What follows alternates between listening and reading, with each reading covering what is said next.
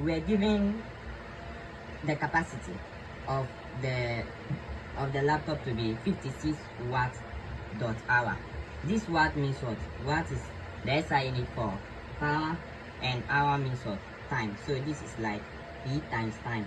So from here we can do some derivation. P times time is going to give us what? Energy, because we know power is equal to what?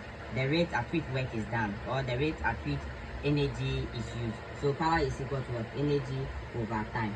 So when you make E the subject, E will be equal to power times time. That means this power times time is giving us what?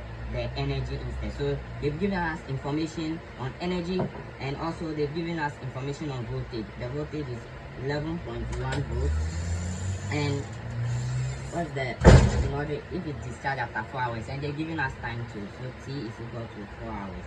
So we can start working. So we start, energy is equal to power times time. Then we make power the subject. Power is equal to what? Energy over time. And what's the energy? The energy is what? 56 watts dot hour, and 4 hours. So 56 watt dot hour divided by 4 hours. Hour will cancel. 56 divided by 4, we are getting 14 watts. So the watt remains. So that means power is equal to what?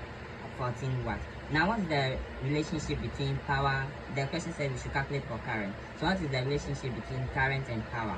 So we can use this formula. Power is equal to current times voltage. P is equal to IV. We know P, we know V, and we are looking for I. So we just make I the subject. So I will be equal to P over V. And what is our P? Our P is the 14 watt, and our V is the 11.1 volt given in the question. When you do the division, you are getting 1.261 ampere to be current. Let's come back to the second question. The second part of the question says we should calculate the rate of heat dissipation. So heat dissipation, you know heat is also energy, which is what? E. And since we are calculating for rate, rate is what? Energy over time. And this energy over time is equal to what? Power. So simple, they are asking us to what? To calculate for power dissipation. And in the question, we are told what's the average current run from the laptop? We may assume temperature of the computer remains constant. So if temperature remains constant, that means change in temperature is equal to 0. If change in temperature is equal to 0, that means change in internal energy will also be equal to what? 0. So this is the deduction we can make from here.